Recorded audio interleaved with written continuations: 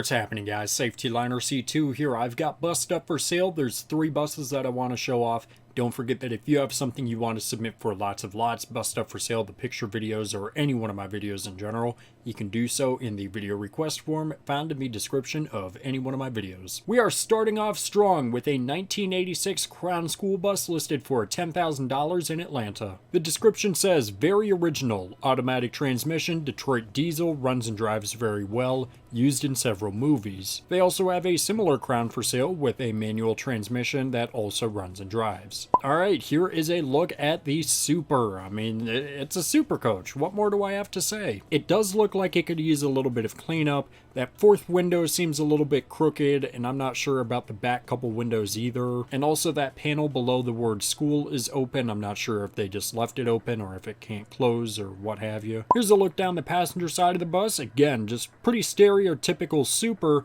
But if you take a look towards the warning lights of the bus, you'll see that there are 8 ways on here. Well, actually, there's only 4 ways because these are the only 4 warning lights on the bus. It appears that all of these are LED with the passenger side potentially being incandescent, and we can also see that the driver's side warning lights are flipped. There are a few other weird things with this. If you take a look, there's no front black stripes, which you normally see on all Crown Supercoaches, going from the rub rails into that middle logo. The other thing is that the hood appears to be a pretty obvious repaint. I don't think I've ever seen a Super that has a white roof that goes down that far, and especially putting school bus on top of the white lettering.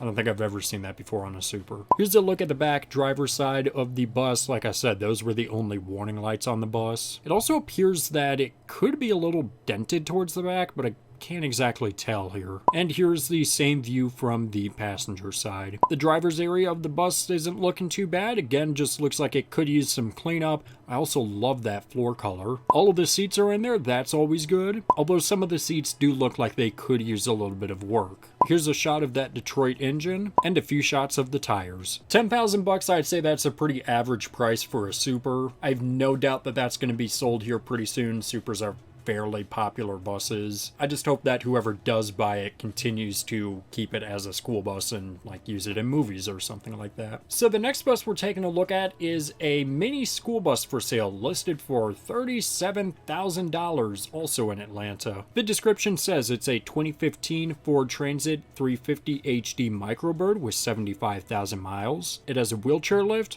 front and back AC, and is overall in good condition. So we are looking at a Bluebird Microbird T-Series, and I don't think that I've ever seen one of these listed for sale on an auction site or Craigslist or Marketplace or anything. So when I saw this, I just had to show it off. Not too much to say here. Crossing gate up front, black hood, no warning light visors, and that's about it. As stated in the description, there is a wheelchair lift, which you can see on the back of the bus. Here's a look at the inside of the bus. You can see that there are seat belts on all the seats, and it appears that there are 2 wheelchair spots. A look at the back of the bus where the tail lights are full LED. Here's a shot of the driver's area. Nothing too much here. Pretty simple control panel. We have an exterior light monitor up top. The bus has its hood open, showing off its engine in this picture, and you can see the underside of the bus in these pictures. Like I said, I was kind of surprised to see that. I don't think that I've ever seen one of these listed for sale anywhere. My home district of Cy-Fair ISD bought a bunch of these as activity buses right when they came out. So while I have seen them on the road before, I've never had the opportunity to ride or drive one. $37,000,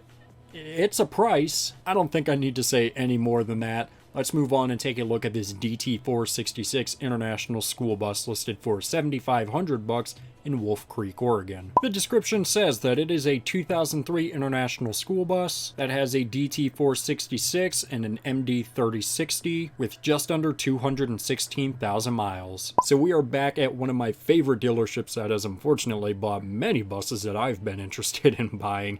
But we are taking a look at a 2003 ICCE. So looking at the specs of the bus, I'm assuming that this was a California bus based off of the yellow rims, side emergency door, and strobe light up top.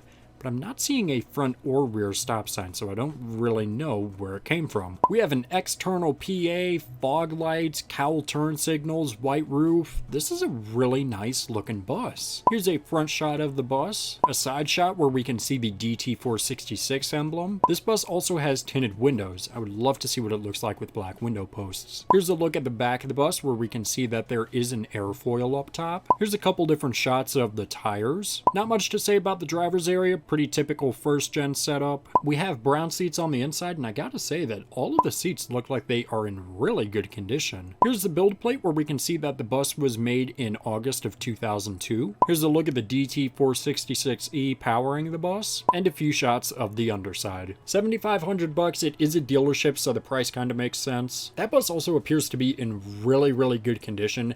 I hope that someone buys it for school bus usage, because I'm sure that that bus still has a ton of life left in it. And there you have it. Those are the 3 buses that I wanted to show off. And as always, let me know in the comments below if you had the time, money, resources, whatever you would need to buy one of these buses, fix it up, and do whatever you want with it. Which one would it be? I think I would go with that first gen CE. There's just something about all of the specs on there that just work really well together. All we need to do is just add a stop sign somewhere on it and we're good to go. Anyways, let me know your answer in the comments below. And don't forget that if you have something that you want to submit for lots of lots, best stuff for sale, the picture videos, or any one of my videos in general, you can throw that in the video request form found in the description of any one of my videos. And with that, that's going to do it for this video, guys. Thank you so much for watching. I always do appreciate it. Make sure you subscribe right down here. It's a magical white button that says you are now subscribed to Safety Liner C2. Make sure you comment up here, down here, over here, or over here. I don't know where they put it down and care where they put it. Make sure you also give this video a thumbs up, or all the other school buses we take a look at from here on out will also not have stop signs on them.